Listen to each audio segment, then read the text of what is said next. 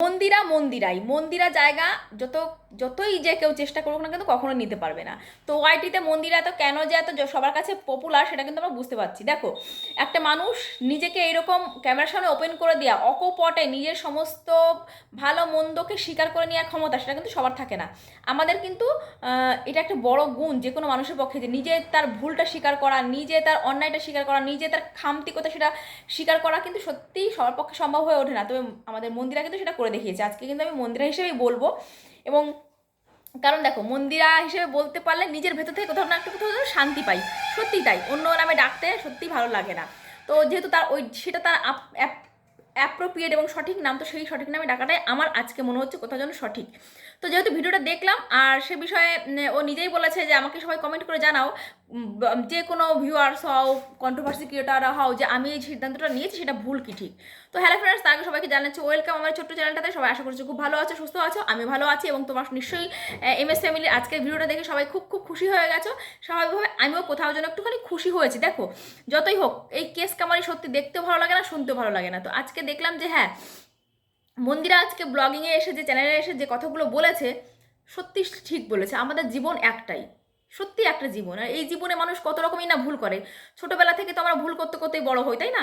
অন্যের গেছে আম জাম মানে কি বলবো, লুকিয়ে খাওয়া, বাবা মা কথা অমান্য করা, বাবা মা অমান্য করে ভুল কিছু জীবনে করে ফেলা, এটা তো আমাদের মানুষের জীবনে হতেই থাকে না?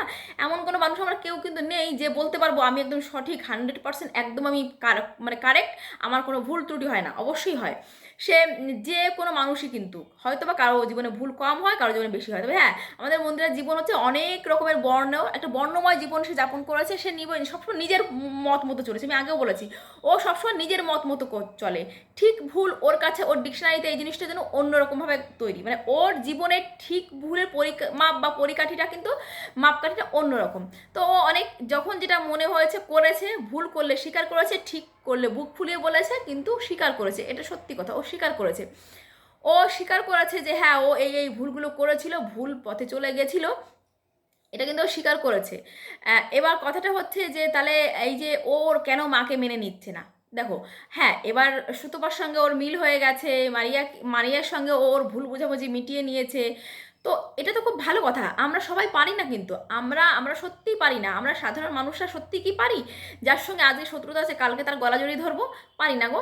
এইটা করতে গেলে যে দম লাগে, যে হিম্মতটা লাগে, সেটা আমাদের অন্তত নেই। তো আমাদের মন্দিরে তো সেটা করে দেখিয়েছে, সেই জন্য তো হাততালি সে পাবেই। তো আমি সত্যি হাততালি দিচ্ছি, আমি সত্যি অ্যাপ্রিসিয়েট করছি। এমনকি শিল্পীর দিকে ও যেভাবে চ্যালেঞ্জ ছুড়ে দিল, এটাকে চ্যালেঞ্জ আমি বলবো না, মানে ও সত্যি চ্যালেঞ্জটাই কিন্তু করলো। কিন্তু এটা একটি চ্যালেঞ্জের মানে থ্রুতে নেওয়া ঠিক হবে না। ও সত্যিই বললো যে তুমি যদি মনে করো তুমি ঠিক বলছো, তাহলে আমার সামনে আসো, সামনে এসে চলো আমার পাশাপাশি বসি, আমাদের ভুল বোঝাবুঝি মিটিয়ে নিই। তো এটা কিন্তু একটা অনেক বড় কথা। আর এই যে ওর হাজব্যান্ড ওকে মেনে নিয়েছে কেন জানো তো? কিছু মানুষের তো কিছু অন্তত গুণাগুণ থাকে, তাই না? তো ও কিন্তু ওর হাজব্যান্ডের সঙ্গে বনিবনা করে নিয়েছে, ও তাকে কনভিন্স করতে পেরেছে। এটা কিন্তু একটা বড় ব্যাপার, একটা বড় ব্যাপার। তার হাজব্যান্ড তাকে এবার আমি দেখলাম একজন একটা কমেন্ট করেছে যে সোমনাথের মুখ দেখে বোঝা যাচ্ছে কী জিনিস নিয়েও সংসার করে। হ্যাঁ রে ভাই, সবাই জিনিস নিয়ে সংসার করে, সবাই জিনিস নিয়ে সংসার করে। কে জিনিস নিয়ে সংসার করে না বলো তো? কোন মানুষের মধ্যে অশান্তি হয় না? কোন মানুষের মধ্যে ভুল ত্রুটি হয় না? কেউ হয়তো নিজেকে কন্ট্রোল করতে পারে সহজেই, কেউ হয়তো একটু দেরি করে ফেলে। তো হ্যাঁ, মন্দিরা ভুল করেছে, জীবনে অনেক ভুল করেছে। তবে ও সত্যি একটা অন্যরকম মানুষ। সত্যি তাই, ওর মধ্যে একটা অন্যরকম ভাইব আছে, সত্যিই একটা অন্যরকম ভাইব আছে, যেটা আমি আজকে দেখলাম যে ও খুব সহজেই মেনে নিতে পারে এবং খুব পজিটিভ চিন্তাভাবনা করে। তো এই জীবনে ভুল করুক, ও একটা পজিটিভ চিন্তাভাবনা নিয়ে থাকে যে হ্যাঁ, একদিন সমস্ত কিছু মিটে যাবে। তো মায়ের সম্পর্কে ও কী বলেছে সেটা আমাদের বুঝে নিতে হবে। ও একজন ভিউয়ার্স যেহেতু বললো যে তুমি কি তোমার মাকে কেন মেনে নিতে পারছো না, তো সেক্ষেত্রে ও কিন্তু স্পষ্টভাবে বুঝিয়ে দিয়েছে যে সোমনাথের একটু সমস্যা আছে। এটাও বললো যে আমি সোমনাথকে জোর করতে পারি না। তার মানে হচ্ছে সোমনাথের দিক থেকে একটু অসুবিধা আছে, মানে সোমনাথ এই ব্যাপারটাকে হয়তো বা ঠিকঠাক নিতে পারছে না। কারণ দেখো, সে তার স্ত্রীকে মেনে নিয়েছে, সে তার সন্তানের খাতিরে, কিন্তু এক্ষেত্রে শাশুড়ি তো, দেখো সত্যি কথা বলতে, যাই হোক, মাকে মেনে নেওয়া যতটা সহজ, শাশুড়িকে মেনে নেওয়া ততটা সহজ নয়। তো মন্দিরা হয়তো মন থেকে মাকে মেনে নিয়েছে, কিন্তু মানে সোমনাথের দিক থেকে আপত্তি কোথাও একটু আছে, এবং সেটাকে কিন্তু মন্দিরা বলছে এটাকে কিন্তু মানে চাপিয়ে দেওয়া ঠিক হবে না, এবং সময়কে সময় দিতে হবে। সত্যিই তাই, সময়কে সত্যিই সময় দিতে হয়। সময় এমন একটা মলম না, যেটা আমাদের সমস্ত ক্ষতগুলোকে ঢেকে দেয়। কিন্তু আমাদের কী বলো তো, আমাদের হাতে সময় থাকে না, আমাদের হাতে ধৈর্য থাকে না। সত্যি আজকে আমি ভীষণ ভীষণ খুশি হয়েছি। কেন খুশি হব না? একটা মানুষের মধ্যে কখনো দুটো মানুষের সঙ্গে গন্ডগোল অশান্তি চলতে থাকলে সেটা দেখতে ভালো লাগে না, সেটা জানতে ভালো লাগে না, শুনতে ভালো লাগে না। হ্যাঁ, ভুল বোঝাবুঝি দুপক্ষের থেকে ছিল এবং তার মাঝখান থেকে তাদের আর্নিংটাও হয়েছে, এটা সত্যি কথা। কিন্তু আজকে যদি তারা মিটিয়ে নিতে চায়, সেখানে আমরা ভিউয়ার্সরা কেন বাধা দেবো বলো তো? আমরা কেন বাধা দেবো? আমরা এর আগে দেখেছি এই যে টিনা আর সন্দীপকে নিয়ে, সেক্ষেত্রে কিছু মানুষ মাঝখানে ঢুকে গিয়ে বাধা দিচ্ছে। এই জিনিসটাই হয়, থার্ড পার্সনে যখন কোনো সম্পর্কে ঢুকে যায় না, তখন এই সমস্যাগুলো হয়। তারা নিজেদের সাথে তাদেরকে ইউজ করে, তো এটা আমরা আগে পরে দেখেছি। তো এই থার্ড পার্সন মানুষগুলো যদি বেশি ইনভলভ হয়ে যেতে চায়, সেক্ষেত্রে তারা যদি সেটাকে মেনে নিতে না চায়, এখানে কিন্তু কারো কিছু বলার থাকে না। তো এই যে একসময় মন্দিরাকে সুতপা সাপোর্ট করেছিল, তারপরে সে তাদেরকে সাইড করে দিয়েছিল। একসময় মন্দিরা হয়তো ডাকেনি, সোমনাথ হয়তো ডেকেছিল শিল্পীদিকে, তো তাই শিল্পীদি হয়তো গেছিল সেখানে। এটাই হতে চলেছে, কারণ শিল্পীদি নিজেই বলেছে যে আমি না ডাকলে আমি যেতাম না, এটা সত্যি কথা। তাহলে নিশ্চয়ই সোমনাথ ডেকেছিল, তো সোমনাথ ডেকেছিল বলে শিল্পীদি গিয়েছিল। তো আজকে ম্যান্ডি যদি বলে আমি আমার বাড়িতে ডাকিনি, সেটা একটা খুব একটু মান সম্মানের মানে অপমান, অসম্মানজনক হয়ে যায়। তো এক্ষেত্রে যদি আজকে মন্দিরে সেটা ক্লিয়ার করে দিয়েছে যে শিল্পীদি যদি আসতে চাও আসতে পারো, তো সেটা শিল্পীদির ব্যাপার, শিল্পীদি যাবে কি যাবে না, শিল্পীদির বাড়ির থেকে তাকে অ্যালাউ করবে কিনা, সেটাও একটা ব্যাপার। সবসময় দেখো নিজের মত মতো তো চলা যায় না। আমরা ব্লগিং করছি বা কন্ট্রোভার্সি করছি মানে এই না যে আমাদের পার্সোনাল লাইফে আমরা একটা অশান্তি সৃষ্টি করে সেটাকে সেই আমাদের সেই কাজটা চালিয়ে যাবো, এটা হয় না। তো শিল্পীদি ডিসাইড করবে শিল্পীদি যাবে কি না যাবে।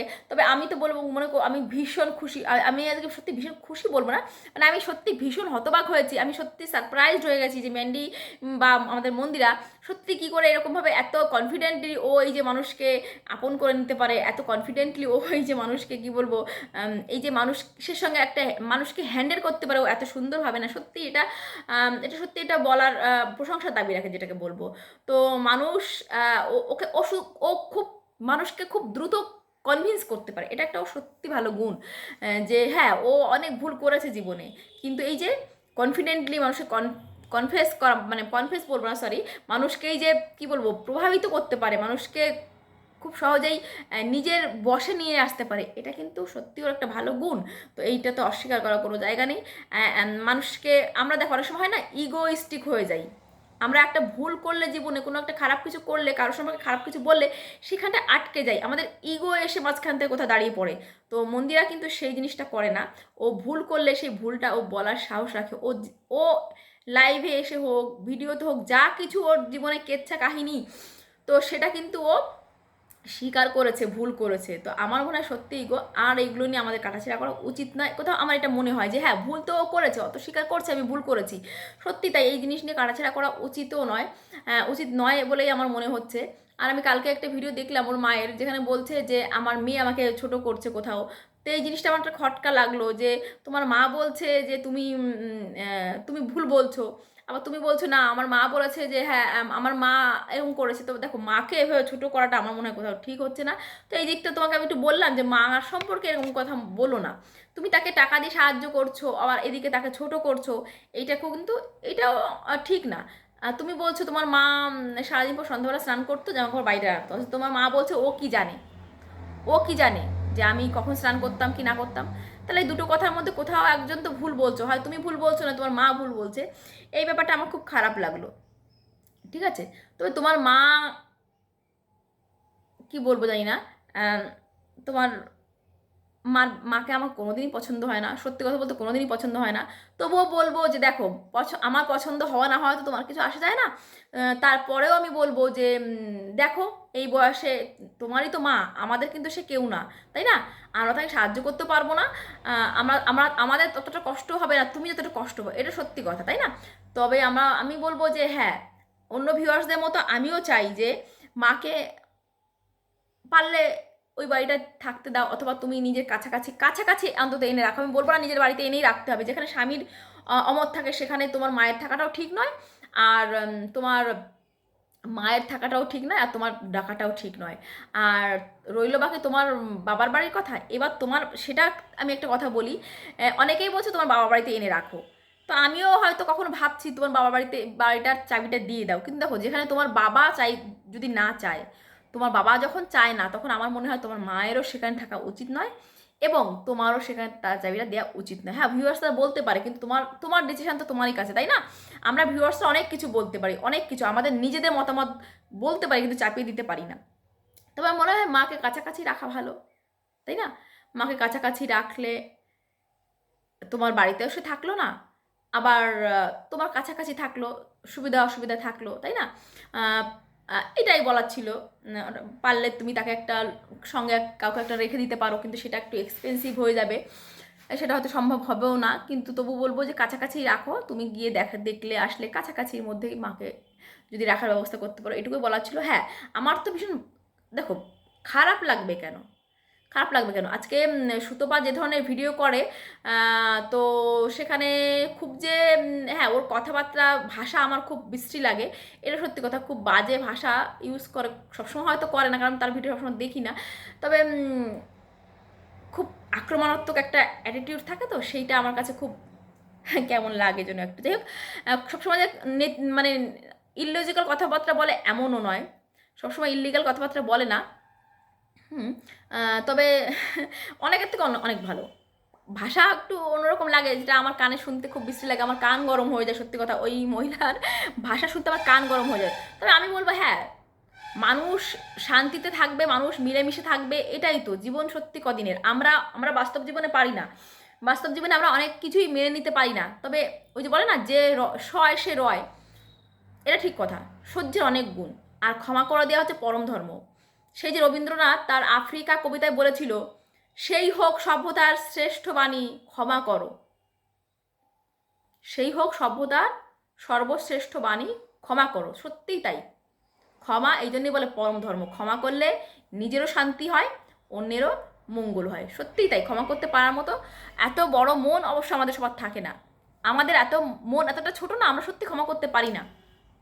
তুমি ক্ষমা করতে পারছো, তার জন্য তোমাকে সত্যিই অ্যাপ্রিসিয়েট করতে হবে। তোমাকে, তুমি সত্যি অ্যাপ্রিসিয়েটের যোগ্য। হ্যাঁ, তুমি ভুল, আমি আগের ভিডিওতে বলেছি, কোথাও কোথাও ভুল হয়ে যায় মানুষের, মানুষ ভুল করে ফেলে, জেনে বুঝে না বুঝে, সচেতনভাবে অচেতনভাবে মানুষ ভুল করে ফেলে। কিন্তু দেখো, ভুল যদি কেউ স্বীকার করে নেয় না, তাহলে তার শাস্তি কিছুটা হলেও কোথাও কমে যায়। তবে হ্যাঁ, তুমি সোমনাথের সঙ্গে মিলেমিশে আছো, মিলেমিশে থাকো, বাচ্চাটার দিক যে অন্তত মিলেমিশে থাকো। আর ওই যে বললে, সময়কে সময় দাও, আমরাও তাকিয়ে থাকবো। নিশ্চয়ই সময় একদিন আসবে, যেদিন তোমার মাও তোমার পরিবারের, তোমার স্বামী সবার কাছে গ্রহণযোগ্য হবে। কারণ কি জানো তো, জীবন একটাই, মানুষ ভুল ত্রুটি করে ফেলে, কিন্তু তারপর থেকে যদি আমরা সঠিক বিচার না করি, সেটাও তো ভুল, তাই না? কথায় আছে, পাপকে ঘৃণা করো, পাপীকে নয়। সত্যি তাই, আমাদের সবার উচিত পাপকে ঘৃণা করা। কিন্তু এইভাবে তো কাউকে নির্বাসন দেওয়াটাও ঠিক না বোধ হয়। অবশ্য সেটা আমরা হয় পারি না, সেটা সবাই পারি না, এটা হচ্ছে বড় কথা। তবে হ্যাঁ, আমি পার্সোনালি খুব যে অখুশি হয়েছি তাই না। হ্যাঁ, খুশি হয়েছি, খুশি হয়েছি, তবে অবাক হয়েছি বেশি, অবাক হয়েছি বেশি। সত্যি কিছু কিছু হয় না, যে কিছু কিছু জিনিস ঘটে যেটা এতই অভাবনীয়, মানে সত্যি বলছি, ভাবনার চিন্তার বাইরে থাকে, তখন আমরা একটু হতবাক হই বেশি। খুশি থেকে হতবাকটা বেশি হয়েছি। এবং সত্যি তোমার এই পদক্ষেপটা সত্যিই প্রশংসার যোগ্য। আমরা অনেকেই আমি পার্সোনালি ভাবছিলাম যে মন্দিরা কেন মারিয়ার মায়ের এত অসুস্থতা যাচ্ছে না।